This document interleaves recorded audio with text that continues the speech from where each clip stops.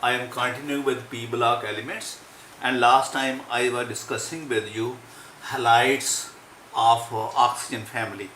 So, and in the last we were discussing SF4. I will repeat it बेटा, SF4 इसकी hybridisation geometry. Sulphur जो है बेटा, इसकी जो बैलेंस शेल कॉन्फ़िगरेशन है 3s2 3p4 एंड 3d0.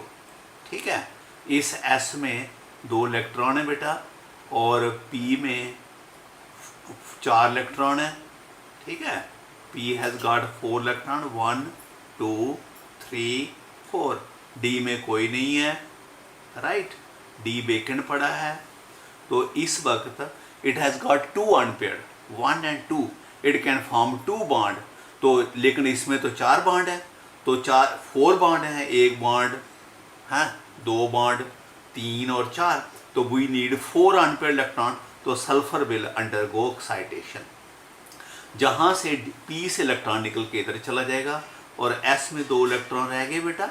हैं, p में कितने हो गए 3, ये हो गए 3, 1 2 3. d में 1 चला गया. You have got 1 unpaired. हैं, आपके पास 1 अनपेयर्ड. कितने अनपेयर्ड हो गए 4, टोटल 4 हो गए. तो अब हाइब्रिडेशन बताया था स्टार्ट करती है बेस से, कंटिन्यू करती है जब तक हमारे सिग्मा बॉन्ड नहीं पूरे हो जाएं. तो ये हाइब्रिडाइज करेगा, बॉन्ड नहीं बनाएगा क्योंकि ये लोन पेयर है. ये बनाएगा 1 2 3 4. Hybridisation will be sp3d. ये इसकी हाइब्रिडेशन sp3d होगी. ठीक है बेटा, तो sp3d में 5 ऑर्बिटल हो गए हैं, 3 4 और 5. और फिर ज्योमेट्री क्या बनती है बताया था, ट्राइगोनल बाई पिरामिडल. ये ट्राइगोनल हो गया 1, ये 2, ये 3. ठीक है, ये 4. एक पिरामिडल ऊपर होता है और एक पिरामिडल नीचे होता है. ये सेंटर में आ गया. ठीक है, तो ये sp3d की ज्योमेट्री होती है. लेकिन जहाँ पर एक लोन पेयर है और इसको ट्राइगोनल, ये ट्राइगोनल होगी, एक पिरामिडल ऊपर और एक पिरामिडल नीचे. मैंने आपको बताया था, ऐसे बताया था जी. ये है ना ट्राइगोनल, है ये ऐसे है. एक ये ट्राइगोनल बनी है सेंटर में, एक पिरामिडल ऐसे ऊपर है और एक पिरामिडल ऐसे नीचे है. ऐसे. ठीक है, ये आपका सेंटर में ट्राइगोनल है, एक पिरामिडल ऊपर एक पिरामिडल नीचे. ठीक है, ये 5 हो गए, 1 2 3, ये ऊपर 4 और ये नीचे 5. ठीक है, अब देखो बेटा, ये जो ट्राइगोनल होती है, ट्राइगोनल में जे एंगल 120 का होता है बेटा. This is angle of 120. और जो ऊपर वाला एंगल है वो इसके साथ 90 का है. ठीक है, तो अगर आपका लोन पेयर इधर आए, लोन पेयर इधर आए, तो उसको इससे रिपल्शन फील होगी, इससे और इससे. और कितने दूर नजदीक है क्योंकि एंगल 90 का है. अगर आपका लोन पेयर इधर आ जाए बेटा, जहां पर इसको, ये इससे दूर चला जाता है क्योंकि एंगल 120 का हो गया और ये दूर चला जाता है. सिर्फ एक ही नजदीक रहता है जहां लोन पेयर को रिपल्शन फील कम होती है. इसलिए जब भी लोन पेयर होगा वो इधर आएगा या इधर आएगा, ऊपर नहीं जाएगा. है, ऊपर तब जाएगा जब ये जगह, तीनों जगह लोन पेयर से ऑक्युपाइड है, तब ऊपर जा सकता है. जब जगह है इधर आएगा, इधर जगह है इधर आएगा, ये तीनों एक जैसी हैं, इधर आएगा या इधर आएगा. तो ये फिर 3 लोन पेयर आ गए. ठीक है, तो अब देखो हमारे इसमें ये 3 ट्राइगोनल बन गए, एक पिरामिडल ऊपर एक पिरामिडल नीचे. अब देखो ये एक लोन पेयर है. हाँ, लोन पेयर इधर आ गया, जहाँ इधर कहीं भी, और ये आपका सेंटर में आ गया. ये 1 फ्लोरीन 2 फ्लोरीन 3 फ्लोरीन और 4 फ्लोरीन, SF4 हो गया ना फिर. तो देखो अब ज्योमेट्री क्या बनेगी. लोन पेयर जो है वो ज्योमेट्री में हिस्सा नहीं लेता, वो खत्म हो जाता है. ठीक है, दैट इज नॉट देयर, तो वो खत्म हो जाता है. तो देखो फिर इसकी जब ये निकाल दोगे, ज्योमेट्री क्या बन गई, सी-सा स्ट्रक्चर. ये सी-सा स्ट्रक्चर बन गया, ये ऐसे. ठीक है, ये ऐसे है. ये बच्चे इधर बैठा है, इधर झूला ले रहे हैं. ये सी-सा स्ट्रक्चर. और ये कहीं पर भी लोन पेयर है, अगर इधर आएगा तभी भी सी-सा बन जाएगा. हाँ, तभी भी सी-सा. अगर इधर लोन पेयर आएगा, कहीं भी आएगा लोन पेयर, सी-सा बनेगा. तो यू गेट ए सी-सा स्ट्रक्चर. ठीक है बेटा, SF4 का सी-सा स्ट्रक्चर है.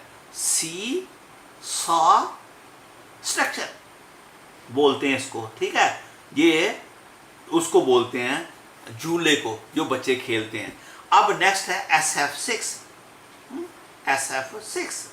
SF6 में बेटा ये हमारा जो SF6 है इसमें सल्फर ने 6 बॉन्ड बनाए, 1 2 3 4 5 और 6 बॉन्ड बने, तो 6 अनपेयर चाहिए, तो सल्फर की एक बार और एक्साइटेशन हो जाएगी, जैसे यहां से ये इलेक्ट्रॉन भी आगे डी में चला जाएगा, तो S में फिर 1 रह गया, P में आपके 3 हो गए, वो आगे 3 है, और D में 2 चले गए, ये 2 D में चले गए, तो फिर कितने अनपेयर हो गए, हाँ 1 3 2 4 2 6, hybridisation become sp3d2, sp3d2 hybridisation, हाँ ये sp3 3 2 5 6 ऑक्टाइडल, ज्योमेट्री बिकम ऑक्टाइडल। देखो 6 बॉन्ड बन गए, ये ऑक्टाइडल कैसे बनता है, ऐसे बनता है, एक ये आपका सल्फर 1 फ्लोरीन, ये 2 फ्लोरीन, 3 फ्लोरीन, 4 फ्लोरीन,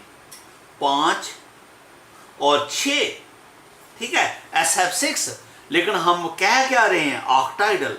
बहुत सारे आप में से सोच रहे होंगे सर ऑक्टा का तो मतलब 8 होता है, आप तो 6 बना रहे हो, तो इसकी ज्योमेट्री ऑक्टाइडल है भाई, ठीक है ऑक्टाइडल एंगल ये, और इसकी और एंगल सब के सब 90 है, ये भी 90, ये भी 90, ये भी 90, ऊपर वाला भी 90, सभी एंगल 90 है, और ज्योमेट्री जो है नॉन प्लेनर है, एक पिरामिडल ऊपर है, एक पिरामिडल नीचे है, तो ऑक्टाइडल इसलिए बोलते हैं। देखो ये जरा दिख रहा है, ये इसकी, हाँ ये इसकी ना 4 साइडें हैं, हाँ दिख रहा है ना 4 साइडें, हाँ ये 4 साइडें, एक ये सेंटर में सल्फर आ गया, 1 फ्लोरीन 2 फ्लोरीन 3 और 4, 1 फ्लोरीन कहाँ पर, ऊपर, 1 फ्लोरीन कहाँ है, नीचे पर।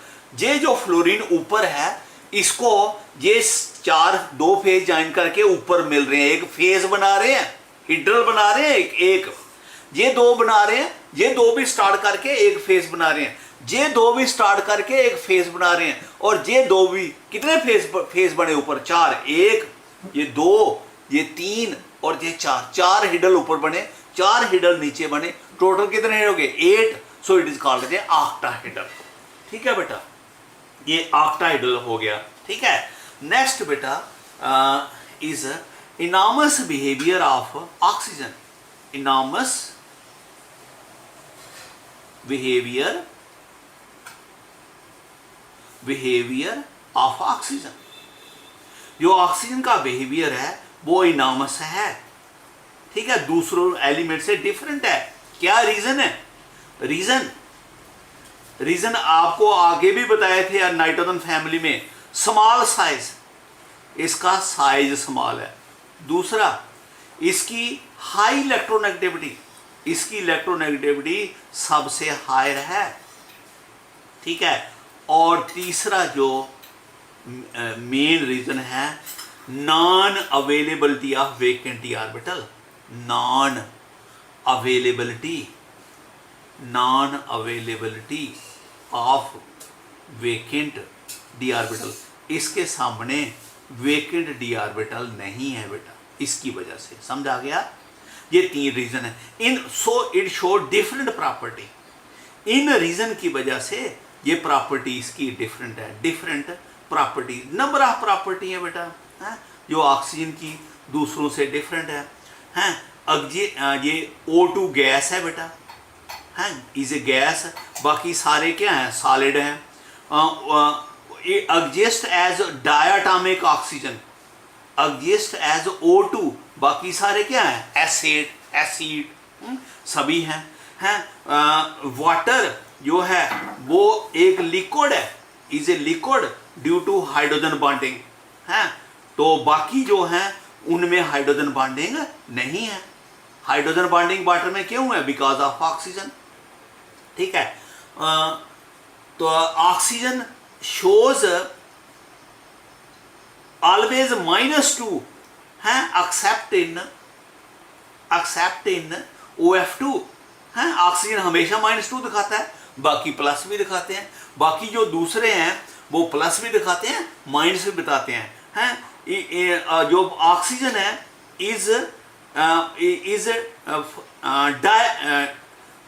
इज डायवेलेंट ओनली, 2 वैलेंसी है इसकी, डाइवेलेंट बाकी के जो है 4 भी है 6 भी है, ठीक है। ऑक्सीजन जो है ये पैरामैग्नेट है, O2 इज पैरामैग्नेटिक, बाकी जो है वो सारे के सारे डायामैग्नेटिक हैं। पैरामैग्नेट पता है आपको क्या होता है, ठीक है। तो ये आपकी बहुत सारी प्रॉपर्टी हैं जो इसकी दूसरों से डिफरेंट है, ठीक है बेटा। तो next I am taking with you sulphuric acid, manufacture of sulphuric acid H2SO4 by contact process का नाम है बेटा कंटैक्ट प्रोसेस, ठीक है। वेरी इंपॉर्टेंट, लास्ट ईयर इसका क्वेश्चन आया हुआ था बेटे 5 नंबर का। Manufacture of sulphuric acid by contact process, इसके लिए फर्स्ट इज थ्योरी। थ्योरी बेटा, इसकी थ्योरी क्या है कि सल्फर एसिड और FeS2 आयरन पायराइड्स कहते हैं इसको, और वर्ल्ड इन फ्री एयर, इनको फ्री एयर में बर्न करते हैं बेटे। एसिड जब ऑक्सीजन से बर्न करोगे it will change into sulphur dioxide बेटा, ठीक है। इधर कई बार हम ऐसे लिख देते हैं, ठीक है, तो एसिड लिख लिया तो 8 हो जाएगा, है तो ये आपका 8 टाइम हो जाएगा, ठीक है। इसके साथ इसको हीट कर रहे हैं, ठीक है, बर्न कर रहे हैं। अगर आप FeS2 ले लोगे that also burn with oxygen changes into Fe2O3 plus sulphur dioxide, ठीक है। तो ये आपका इसको बैलेंस करने के लिए ये 2 है, ये 2 करें ये 4 it will be 2 time. Balance करना तो आपको आता है ना, है। Oxygen become 11 time and it become 8 time. ये बेटा सल्फर डाइऑक्साइड बन गया। ये पहला स्टेप है थ्योरी का। स्टेप फर्स्ट में क्या है, सल्फर और आयरन पायराइड्स FeS2 को हम बर्न करते हैं in free air, in free oxygen, ठीक है। दूसरा स्टेप है sulphur dioxide is oxidized with oxygen air in presence of catalyst B2O5 to sulfur trioxide. This reaction is reversible and plus heat बेटा। ये रिएक्शन रिवर्सिबल है और exothermic है। ध्यान से सुनना, जहां आपको बताया था अगर आगे को रिएक्शन प्लस हीट हो तो पीछे को क्या होती है, माइनस हीट। इस रिएक्शन को हम एक्सप्लेन करते हैं कंडीशंस। अगर आप चाहोगे जितना ज्यादा सल्फर ट्राइऑक्साइड बनेगा इतना आपका सल्फ्यूरिक एसिड ज्यादा बनेगा, हैं। तो इसके लिए क्या क्या कंडीशंस हैं, किसके लिए, for maximum yield of ammonia sulphur trioxide, ठीक है। सल्फर ट्राइऑक्साइड ज्यादा बनाने के लिए कौन सी कंडीशन है, आपको मालूम है रिएक्शन क्या है, एक्सोथर्मिक। ध्यान से सुना, ली-चैटल प्रिंसिपल मैं जहां पूरा एक्सप्लेन करूंगा। है कुछ बच्चे कह रहे थे सर हमें ली-चैटल प्रिंसिपल नहीं पता। देखो ये ली-चैटल प्रिंसिपल है, पहले इसको बैलेंस कर लो। है ये 2 टाइम और ये 2 टाइम, है 2 दूनी 4, ये हाँ हो गया बैलेंस। देखो पहला इफेक्ट ऑफ टेम्परेचर, ली-चैटलर के मुताबिक जब रिएक्शन इक्विलिब्रियम में होती है उसका मतलब ये होता है कि रिएक्शन आगे भी जा रही है, रिएक्टेंट प्रोडक्ट में जा रहे हैं और प्रोडक्ट रिएक्टेंट में चेंज हो रहे हैं, इक्विलिब्रियम। अब हम चाहते हैं आगे को ज्यादा जाए पीछे को कम जाए ताकि सल्फर ट्राइऑक्साइड ज्यादा बने। एक इफेक्ट है टेम्परेचर बढ़ाने से इक्विलिब्रियम उस साइड शिफ्ट होती है जिस साइड टेम्परेचर कम हो बढ़ाने से। इधर प्लस हीट है, इधर माइनस हीट है, इधर माइनस हीट है, क्योंकि अगर आगे को एक्सो हो पीछे को एंड होता है। टेम्परेचर बढ़ाने से इक्विलिब्रियम इधर शिफ्ट हो जाएगी, sulphur trioxide will change into this. अगर आप टेम्परेचर कम करोगे इक्विलिब्रियम इधर जाएगी। तो we required low optimum temperature. Low optimum temperature हमने इसका मेंटेन करना है, ठीक है, दैट इज 720 केल्विन। मेरी बात समझ गए? ये एक बात है। अब ली चैटलर मैं इसको अलग से समझा रहा हूं। ली चैटलर प्रिंसिपल की डेफिनेशन आपने 11th में पढ़ी थी, है, पूरी तो लिखूंगा कि when a system is in equilibrium, ध्यान से सुनना, रिपीट कर करके सुन लेना ये डेफिनेशन को। When a system is in equilibrium subjected to external change. External change कौन सा होगा? टेम्परेचर बढ़ाओगे, प्रेशर बढ़ाओगे, कंसंट्रेशन बढ़ाओगे, the system moves in a direction to undo the effect opposed, to undo the effect imposed. देखो, आप effect क्या लगा रहे हो? आप इसका टेम्परेचर बढ़ा रहे हो। आप चाहते हो इसका टेम्परेचर बढ़ा ले, लेकिन आप थर्मोमीटर लगा के देख लो, ठीक है, थर्मोमीटर लगा दो, इसको हीट करो, इसका टेम्परेचर बढ़ेगा नहीं। यानी कि आप टेम्परेचर बढ़ाना चाहते हो, लेकिन ये ली चैटलर कहता है ये एक्यूशन आपका टेम्परेचर खा जाएगी, नहीं बढ़ाने देगी, है। आप बढ़ाना चाहते हो, है, क्यों नहीं बढ़ाने दे रही? क्योंकि जो आप टेम्परेचर दोगे इक्विलिब्रियम इधर चले जाएंगे। इधर जाने से ये क्या हो जाएगा? कूल। जितना हीट करोगे इतना कूल हो जाएगा, और टेम्परेचर नो अनडू द, आपका जो टेम्परेचर का इफेक्ट इसने क्या कर दिया? अनडू कर दिया। When a system in equilibrium is subjected to external change, ये बेटा 11th में पढ़ाया हुआ, लाइक टेम्परेचर की बात। आप टेम्परेचर बढ़ा रहे हो, किसी भी चीज को हीट करो, टेम्परेचर बढ़ाओ तो उसका हीट करो तो उसका टेम्परेचर बढ़ता है ना। लेकिन ये रिएक्शन का थोड़ा आस्ते से इंक्रीज करो, नहीं बढ़ेगा। क्यों नहीं बढ़ेगा? क्योंकि जो आप हीट कर रहे हो उससे रिएक्शन इधर जा रही है, इधर जाने से वो कूल कर देती है रिएक्शन को। जितना हीट करोगे इतना कूल कर देगी, टेम्परेचर इंक्रीज नहीं कर देगी। ये नहीं कि कोई लिमिट तक, ये नहीं करते जाओगे तो करते रहेगी, ठीक है, लिमिट तक। तो इसलिए अगर आप टेम्परेचर कम करना चाहते हो इसका टेम्परेचर कम कर लो, हीट निकाल लो, लेकिन आप टेम्परेचर कम नहीं करने देगी। क्यों? क्योंकि रिएक्शन इधर को चली जाएगी। इधर जाने से हीट क्या हो रही है? बढ़ रही है।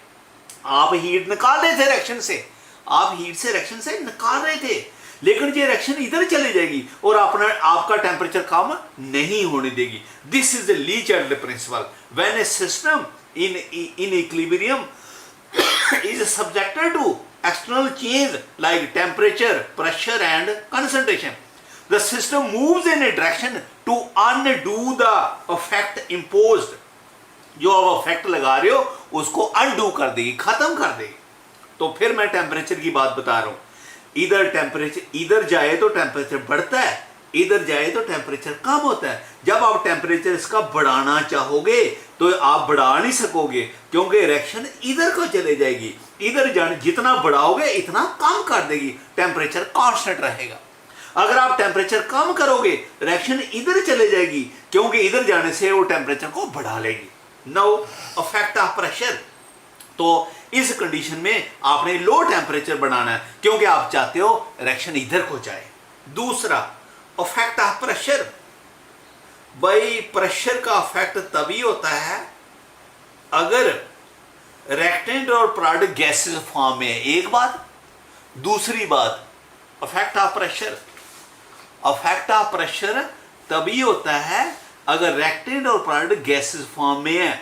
दूसरी बात, जब उनके नंबर ऑफ मोल्स डिफरेंट है। ये कितने मोल हैं? 2 तो एक 3। ये कितने मोल है? 2।